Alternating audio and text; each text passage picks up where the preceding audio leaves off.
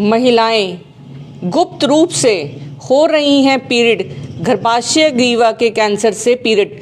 गर्भाशय ग्रीवा मतलब जो बच्चेदानी का मुंह, जिसको हम सर्विक्स भी बोलते हैं, वो धीरे धीरे उनको पता लगे बगैर उनको कैंसर होने का डर हो जाता है। और ये जो मैं एक टेस्ट करके दिखा रही हूँ, ये एक सिंपल सा टेस्ट है जिसके बारे में मैं बताऊँगी। और हर लेडी जिसको भी इस कैंसर के लक्षण की शुरुआत है उसको ये टेस्ट अवश्य कराना चाहिए, क्योंकि ये जो कैंसर है, ये कैंसर बनने से पहले जो इसके लक्षण होते हैं वो आपको 10 साल से भी पहले पता चल जाते हैं। अगर आपको उन लक्षणों के होते हुए इस औजार से, जिसको हम पैप टेस्ट बोलते हैं, आप करवाएंगी और अपना इलाज करवा लेंगी तो आप कैंसर से बच जाएंगी, वरना ये स्टेज 3 में जाके पता चलता है।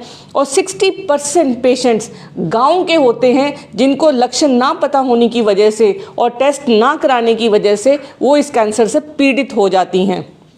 सर्वाइकल कैंसर हर 50 लेडीज़ में से एक लेडी को रिस्क है, चाहे वो मैरिड है चाहे वो अनमैरिड है, अगर वो उसका किसी न किसी समय में संभोग हुआ है।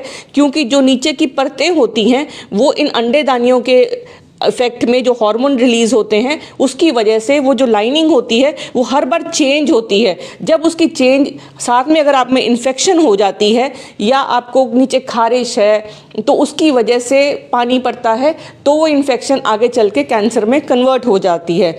तो अब लक्षण क्या क्या हैं?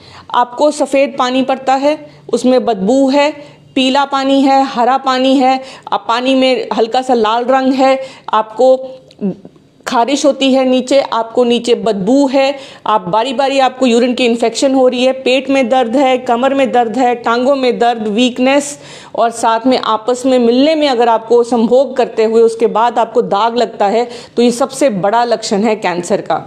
इसके अलावा अगर आपके कमर में दर्द है और आपको भूख नहीं लग रही है, आपके बाल झड़ने शुरू हो रहे हैं और आपको कई बार खांसी में खून भी आता है, ये लेटर स्टेजेस में सर्वाइकल कैंसर फैलने के बाद शरीर में कहीं पे भी फैल जाएगा, नीचे पता नहीं चलेगा, तो ये आपको कैंसर का लक्षण हो सकता है।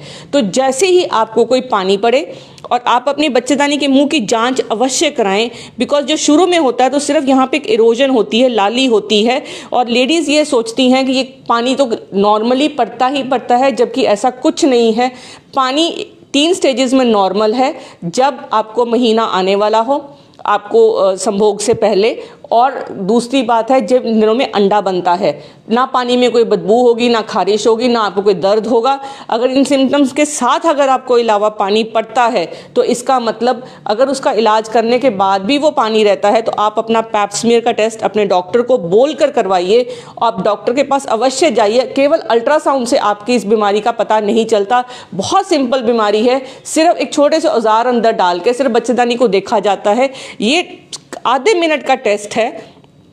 ये इससे पानी लिया जाता है इस तरीके से घुमा के बच्चेदानी में, इसमें कोई दर्द नहीं होती है। स्लाइड पे ये सेल स्टडी कर लिए जाते हैं और कैंसर का पता चल जाता है खासकर। और एक जो कैंसर है एक वायरस से कॉज होता है, उसका भी टेस्ट हो जाता है और 10 साल पहले पता चल जाता है कि कैंसर के आपको वायरस बॉडी में है, और अगर वो वायरस है तो आपको अपना निश्चित इलाज कराना चाहिए, नहीं तो ये आगे चल के ना केवल आपको कैंसर दे सकता है बल्कि आपके पार्टनर को भी कैंसर दे सकता है।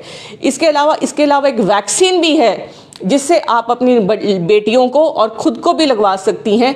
बेटियों को 13-14 साल की उम्र में और लेडीज़ को 40 साल की उम्र से पहले वैक्सीन की अगर आप 3 डोजेज़ लेती हैं, सर्वाइकल कैंसर की जो वैक्सीन है, उससे आप इस कैंसर से बच जाएंगी। वरना स्टेज 3 में मिलता है, जिसमें जब सारा का सारा कैंसर बच्चेदानी के अलावा ये नीचे वाले रास्ते में, साइड पे और दीवार में, और प्लस आपके गुर्दे, किडनी और ब्लैडर, इन सब में फैल जाता है, और तब इलाज बहुत दुखदाई भी होता है और उम्र भी कम हो जाती है। इस संदेश को आप ज़्यादा से ज़्यादा लेडीज़ में आप फैलाएं ताकि वो अपनी जान बचा सकें। ये नॉलेज ही है। और स्क्रीनिंग जिसको हम बोलते हैं, जो पैप स्मीयर का एक टेस्ट है जो हर 5 साल में एक बार या हर 3 साल में एक बार करवाना पड़ता है। और याद रहे, ये कैंसर का रिस्क किन लेडीज़ को है?